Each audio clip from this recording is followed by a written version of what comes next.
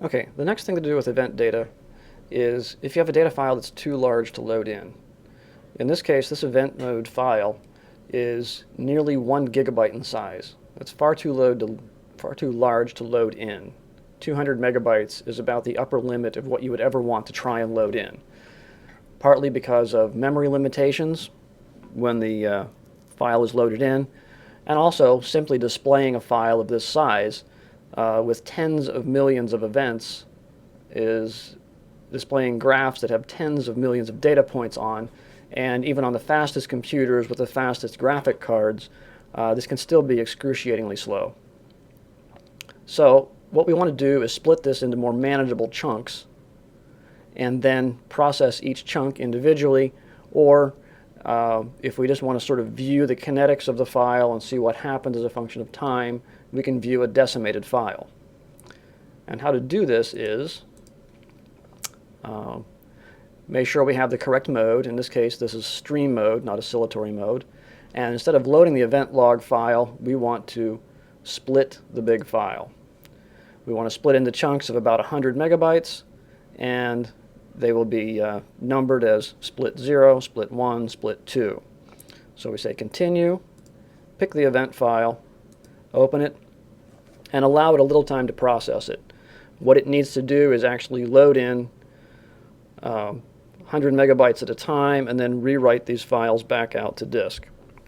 Once it's done, it gives you a list of the 10 files that it split things into.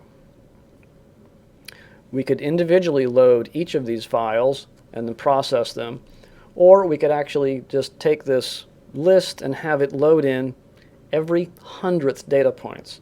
So we'll get a view of what's going on, but instead of having to load in 900 megabytes of file, we'll actually be only loading in 9 megabytes worth of the file. So if we click Load Split List, it will load in whatever is in this split file wave. And this will take some time because it has to load these in sequentially and strip out 99 out of every 100 points. Typically using a decimation factor of 10 to 100 or 1,000 works quite well depending on how many data points you actually have in your file. In this case, you can see there are about 8 million events in each of these split data files. So there'd be about 80 million events in the total data file. So it's finished with the split 6. It's finishing with split 7.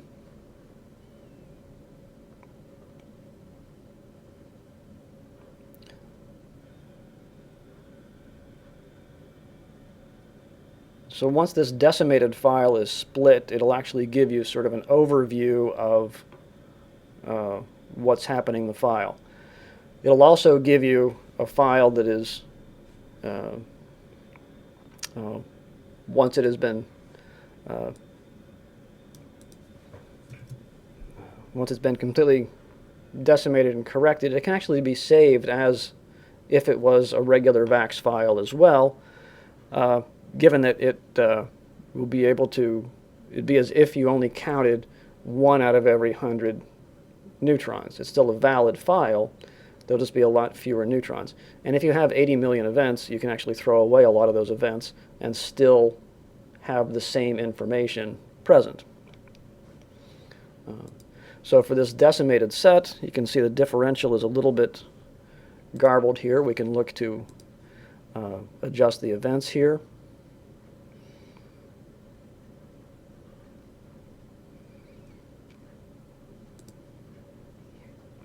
And if we put the differential on here, we can inspect these events.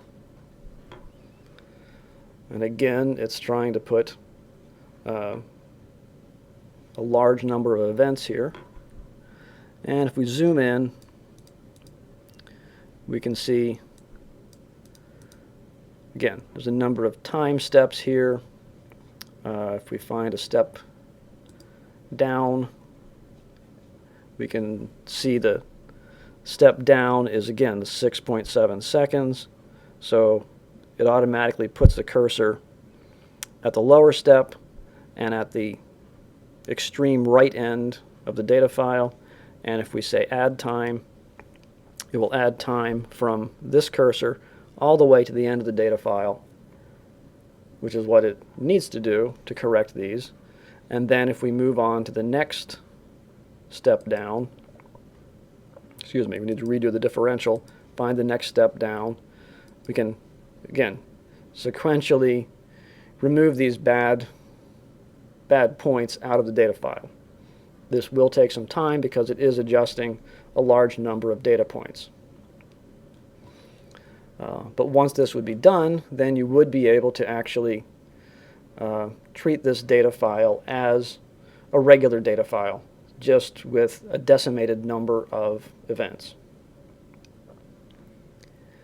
If then you would want to see the entire data set with all the data points, what you would need to do is go through and sequentially load each of the split files listed here and can actually be found on disk where you saved the experiment. Can be found there, and load each of those, which would be, in this case, 100 megabytes each, load them, correct them by adjusting the events, and then being sure to save those. So then you'll have a series of saved data files, and then process each of them individually. Typically, if you have a large file like this, decimation is the best answer because you typically have way too much data at that point. And this is what you do for stream data. If you have oscillatory data, you'll want to do something similar. In general, if you have oscillatory data, you do want to add all of the data together because you're trying to accumulate data on very short time scales, and you need to accumulate over and over again many slices of data to get enough counts in each of those short time slices for them to be significant. In this case, you would do the same thing. The very first thing is you would split the large file into some number of manageable chunks. You would then sequentially go through. You would, of course, have oscillatory selected. You would load each of these split files one by one, adjust the events, do the binning as you wish. You would then say, for the first one, add the first slice. This would add the first slice to the display. You would then load log file number 1. In this case, you load 0 first, 1.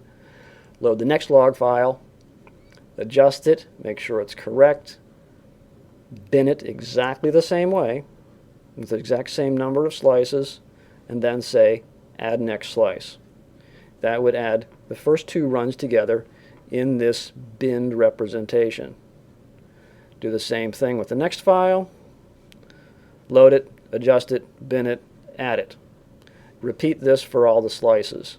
And then at that point, you'll have everything loaded, binned, and you can export all of the data as VAX data. The resulting VAX files will be a lot smaller than the original 1 gigabyte worth of event data that you've collected.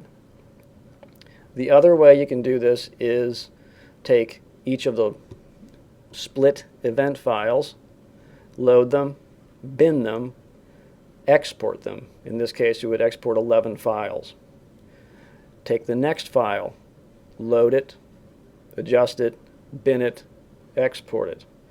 Then, in the reduction process, you would have 10 different files of the first slice to add together, 10 different files of the second time slice to add together. It's really up to you which way you would rather do it. Either way, you'll have a list of waves, a list of data files that you have split that are manageable size. You can either decimate it to look at a smaller amount of data, or you can use it all adding them together.